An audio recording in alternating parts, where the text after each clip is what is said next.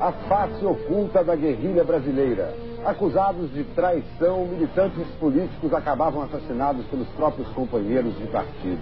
Eram os chamados justiçamentos, execuções determinadas em julgamentos sumários sem direito à defesa. Um homem que participava desses tribunais resolve contar suas histórias. Casos de um passado doloroso que só agora vem à tona. Você mata o seu amigo, você entrega seu pai e sua mãe. É isso que faz a guerra. Já utilizados em outros momentos da história brasileira, os chamados justiçamentos de militantes são retomados no início dos anos 70. É quando entra em declínio a guerrilha urbana contra o governo militar, implantado em 64.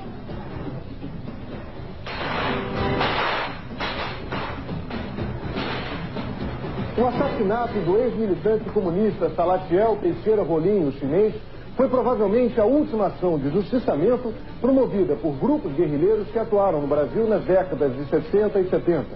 Acusado de desviar dinheiro do Partido Comunista Brasileiro Revolucionário e de delatar companheiros, Salatiel foi julgado e condenado por um tribunal revolucionário.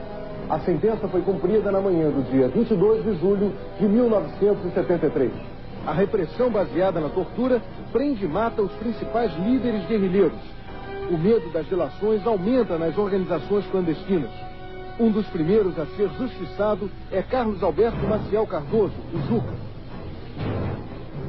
O acervo da repressão, que está no Arquivo Público do Rio de Janeiro, revela que Cardoso foi preso em 71 e fugiu no dia seguinte. A pessoa chegou a reconhecer que tinha sido presa e tinha feito um acordo com a repressão de voltar para entregar a organização. Então a organização justiçou ele.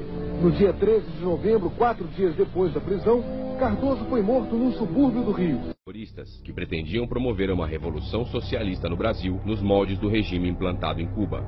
Esses grupos eram formados por pessoas que hoje fazem parte da política nacional. Entre eles, Dilma Havana Rousseff, integrante das organizações guerrilheiras Polop, Colina e VAR Palmares.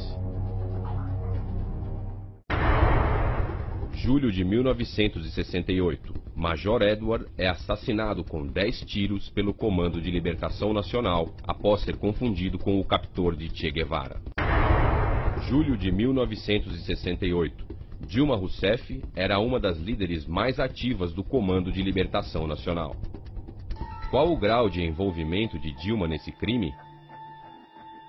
A imprensa buscou obter essa informação, mas por determinação do Superior Tribunal Militar, o processo de Dilma, que antes era público, foi separado dos demais e trancado num cofre.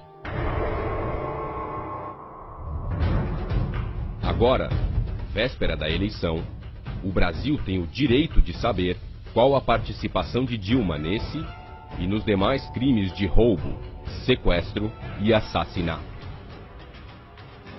Não é possível que os brasileiros votem sem saber toda a verdade. São Paulo, terça-feira, 26 de junho de 1968. Um grupo de terroristas explode uma caminhoneta no QG do Exército em São Paulo. O bando utilizou 3 veículos, a caminhoneta e mais 2 Fuscas. Dilma Rousseff foi a mentora do ataque e ficou dentro do segundo Fusca, não saiu. No ataque morreu o jovem Mário Cosel Filho. O atentado deixou diversos feridos e causou muito terror na cidade de São Paulo e no Brasil. O grupo de Dilma Rousseff queria derrubar o governo militar para implantar a ditadura dos marginais. E julgava que era preciso sair cometendo atos de terrorismo pelo país. Assaltou, roubou, sequestrou, matou. Cometeram toda a espécie de crime que você possa imaginar. Meu treinamento foi na Floresta da Tijuca. O João Lopes Salgado, que é ex-militar, treinou todo mundo. Pegou umas balas de INA, era a metralhadora que a gente usava, do Exército. A gente roubava nas guaritas, aqui no Leblon, entendeu? Bom, nós temos que fazer uma ação de propaganda armada que mobilize o povo, mostrar que é viável tomar em armas, desmoralizar um governo. Era o triunvirato. Acabado o tratamento, fui para Cuba. Não sei quanto tempo. Fiquei o treinamento todo e fiquei esperando lá o passaporte falso da organização para poder sair de Cuba. Aí acabou chegando o passaporte falso em Praga, eu fui para Praga, troquei o passaporte cubano e peguei o brasileiro falso.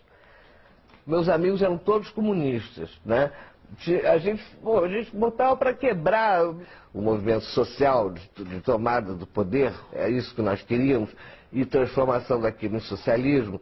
E que nós não éramos exatamente contra a ditadura, nós éramos contra a ditadura militar burguesa, mas nós éramos a favor da ditadura do proletariado. Isso ninguém diz, mas tem que dizer, faz parte da nossa história. Nós éramos bem esquerdistas dentro da organização, nós éramos bem esquerdistas.